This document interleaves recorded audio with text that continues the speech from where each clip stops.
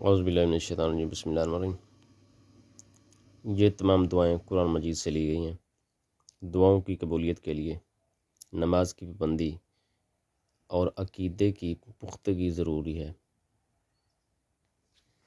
اللہ تعالیٰ کا قرب دعا کرنے سے حاصل ہوتا ہے۔ دعاؤں سے تقدیریں بدل جاتی ہیں اور اللہ تعالیٰ انسان کو ایک مقام تک پہنچا دیتا ہے۔ دعا مومن کا ہتھیار ہے اور شیطان کا بچاؤ ہے۔ دعا عبادت کی جان ہے اور خدا سے ملاقات کا ذریعہ ہے۔ دعا کرنے کے لیے آگے پیچھے درود شریف پڑھنا لازمی ہے۔ یہ ایک ایسی عبادت ہے جو سمندر کے طوفانوں کو روک دیتی ہے اور دریاؤں کے رخ موڑ دیتی ہے۔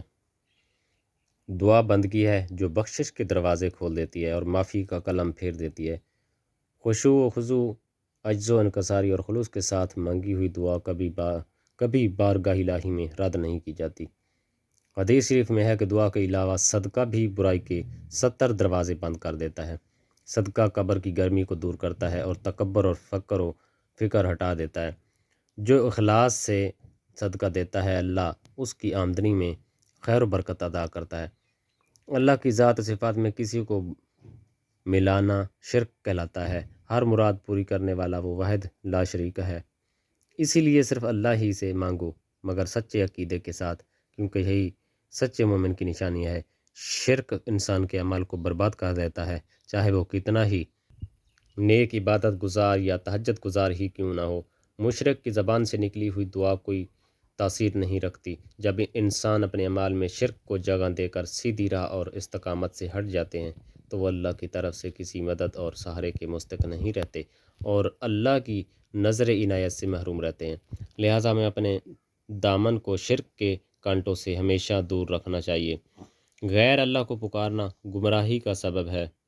نیکی کا بدلہ نیکی سے دینا اخلاق حسنہ کی بہترین مثال ہے۔ صبر کرنا دل کی ہدایت اور روشنی کا ذریعہ بنتا ہے۔ جو شخص اللہ کا واسطہ دے کر پناہ طلب کرتا ہے تو اس کو پناہ دی جاتی ہے۔ آج کل لوگ جہالت کی طرف تیزی سے بڑھ کر اپنی عملی زندگی میں شرک کو جگہ دے کر اپنے ایمان کی روشنی کو گل کر رہے ہیں۔ اللہ کے ساتھ دوسروں کو شریک کر کے اپنے اعمالوں میں غلاظت کے انبار لگا رہے ہیں۔ اللہ کی طرف نگاہ رکھو، وہ تمہیں بھی اپنی نگاہ میں رکھے گا۔ اگر تم اسے اپنی نگاہ میں رکھو گے تو اسے اپنے سامنے پاؤ گے۔ جب بھی تم کچھ مانگو اپنے اللہ ہی سے مانگو، اور یہ یقین کر لو کہ اگر دنیا میں سب لوگ جمع ہو کر تمہیں کچھ نفع یا نقصان پہنچانا چاہیں تو ہرگز نہیں پہنچا سکتے۔ اللہ کے سوا ہر الہ اور ہر مولا باطل ہے۔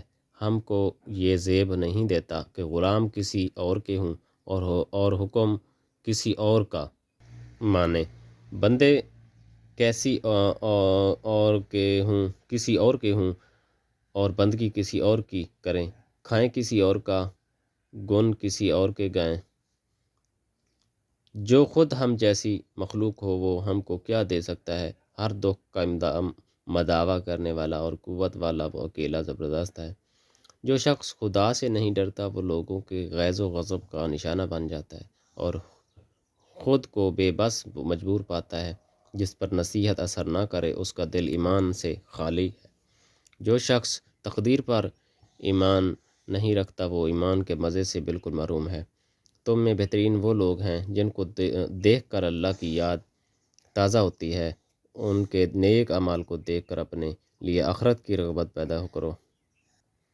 آمین۔ وما علینا الا البلاغ المبین۔